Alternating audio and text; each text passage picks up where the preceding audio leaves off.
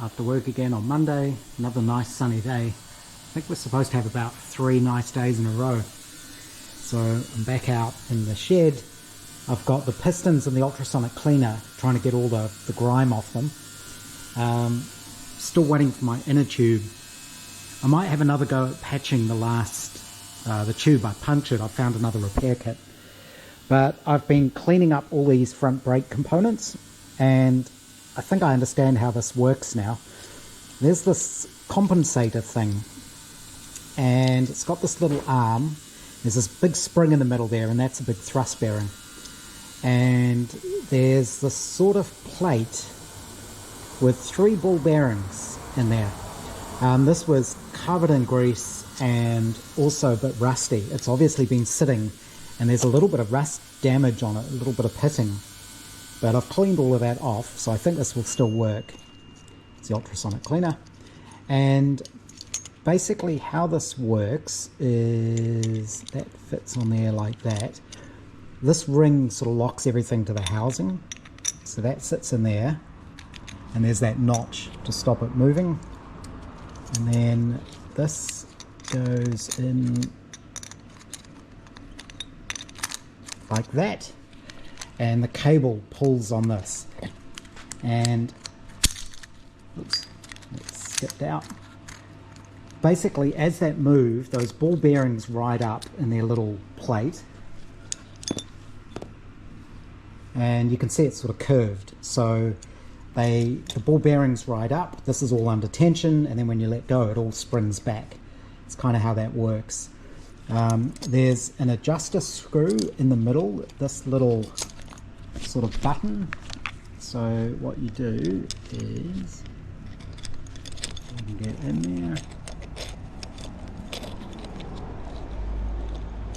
So you might be able to see, as I turn that screwdriver, that little adjusting screw moves in and out. That's what pushes on the back of the, I guess you'd call it the driven caliper. So this slides inside here. There's an O-ring as well that helps seal it.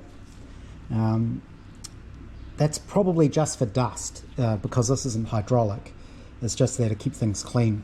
You're supposed to replace these, but I don't have an O-ring the right size. That little hole there is a little pivot or a little sliding contact. So that's what stops this rotating. And that was actually bent. So I have straightened that. Oh, what's this?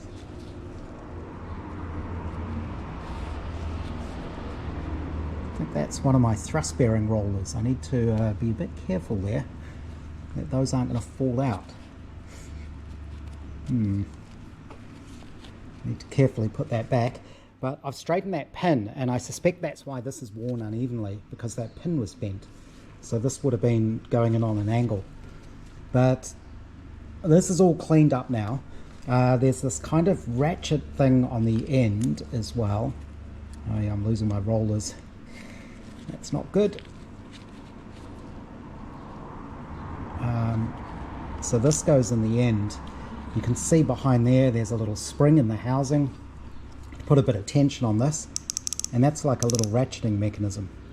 I'm not entirely certain what that's for. I think it kind of self-adjusts a little bit. Not really sure. But this is all ready to go back together. I'm going to use the new pads, but what I'm going to do is take photos of these and measurements, because I suspect these might not be available anymore. And if I ever need new ones, it might be possible to get new material bonded to these. Not really sure. I'm assuming if you can bond brake linings, they could bond these. So I'll take measurements and photos so they know what it looks like.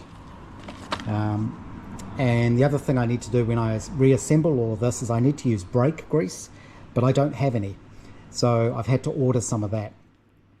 So I'll grease all of that up with that, especially these little bearings to keep them in place. I might fit those back in place, and then I'm going to put this into a little plastic bag, so if they drop out I don't lose them, because I don't think this is fixable. I think that's a single unit. But that's the front brakes done. Just have to be careful there. The pistons I will take out of the ultrasonic, and the rear shocks I've got on there, but nothing's done up tight yet because the rear frame actually goes under here as well. So I need to play with the washers to get the right spacing. I think some of the original washers are missing. I'd also rebuilt the air cleaner. I forgot to mention that in the last film, but this is all back together. I didn't end up reusing the rubber around the edges there because it had shrunk. And I don't think it was the treatment that had shrunk it, I think it had already shrunk. So I've got some other sort of rubber strip and I just use that. Let's clean that off. I can't see, but inside there are the air filters. I made new foam filters to go around those out of the air filter foam. It's uni foam. And I used E6000 glue to glue the ends together to make a ring. That worked really well. It's really good glue, that. I think it's what a lot of cosplayers use to glue EVA foam and that kind of thing together, and I've used it with my 3D printing. But it works really well on foam and that sort of stuff. So I glued those up and left those overnight to dry, and then I oiled up the filters with air filter oil. So those are basically ready to go back on that box.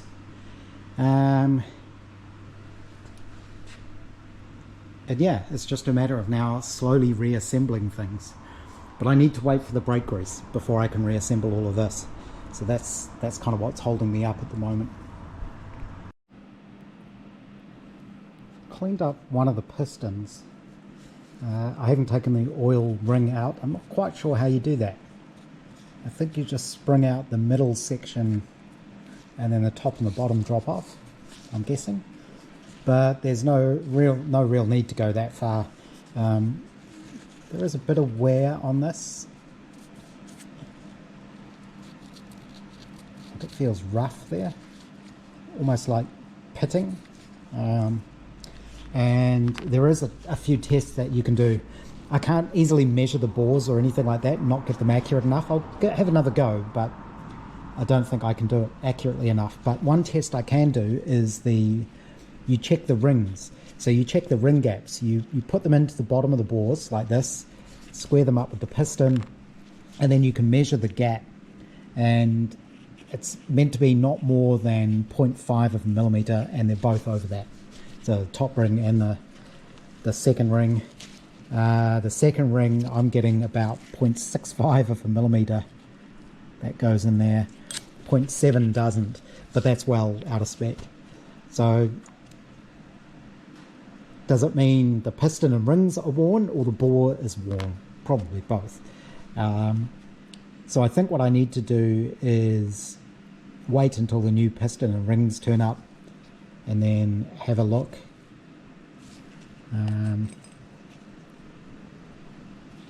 out of there. Making sure I keep these the right way up. And then check those.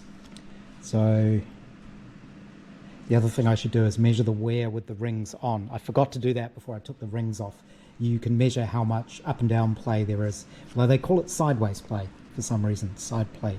But I think what they mean is the width of the grooves, more or less. So I'll give that a try as well. I do have the limits. This is what the Haynes manual suggests for being too worn. So that's what I'm kind of going by. If the new barrel and pistons and rings don't work, the other option is buy proper Honda oversized pistons. The first size up is 0.25, and then get these bored out. But we'll see what the Chinese one does. I think the whole Chinese piston thing set costs less than it would cost me to get these bored out. So that's why I've gone for that option. We'll see. We'll just get the bike going to start with and check the compression and make sure the engine works and go from there. I've put my brake components in a little plastic bag. I managed to get all of the rollers back in place. There's a couple of little bits of foam helping hold that all compressed together. So once I get that grease, I can reassemble that. I've got the piston rings off one of the piston and the oil compression ring. You can see a bit of rusting in there, and you can see a bit of varnish in the grooves and carbon in the grooves, especially in the top one. I've tried scraping that off with a toothpick, but it's pretty baked on there. I also measured the up and down gap, so you put the ring in like that and then fit a feeler gauge in. The number 2 ring is fine, but the top one is worn. It's right on the limit, which is, what does it say? 0.12 of a millimeter, and I can just get a 0.13 of a millimeter feeler gauge in there. So this is worn. I did measure the diameter, and that's actually not too bad. I forgot I've got this. It's actually a 2-inch micrometer, and then I was able to use my DRO to figure out the measurement, and that's what I got the diameter at 90 degrees to the pin, 43.98, and the wear limit for it is 43.8. So the piston's not completely worn out, but there is pitting and stuff on it. So I'll wait till the new ones arrive, and I'll probably end up fitting those. I want to see if I can measure the barrel somehow, and the way they tell you to measure that is you put a piston in the bore. It's a bit confusing which way up they mean. I think they mean normal side up, and then you see if you can get a feeler gauge down the side of it. I think that's what you're supposed to do. So yeah, I don't have anything really accurate to measure that. I'll give it another try, because now I've remembered I've got this. So maybe my little telescoping bore gauges will let me do that, but I find they're not very good. Either that, or I'm not very good at using them, these things. But I will give them a try. I think they're just not accurate enough. So this might be okay. You can definitely see the wear in it. Well, not wear, but where it's been rubbed smooth, which is like front and back. So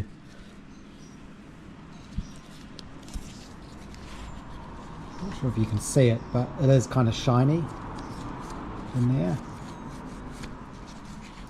And that is, now which side is the thrust side? So that sits on the engine that way round, when,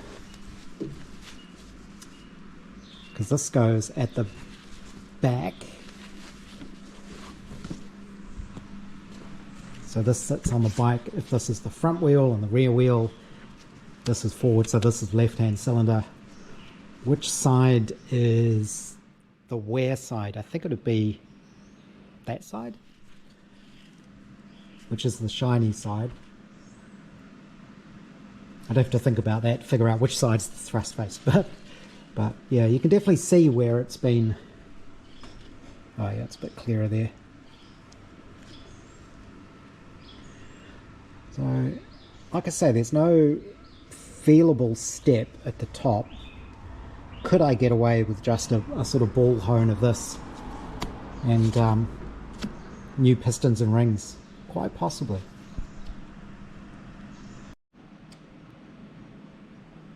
Been playing with this, trying to figure out if there's some clever way I can measure it.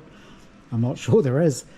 What I've done, the maximum wear on this is 44.1 millimeters. The nominal size is 44. So I have set this to that 44.1, and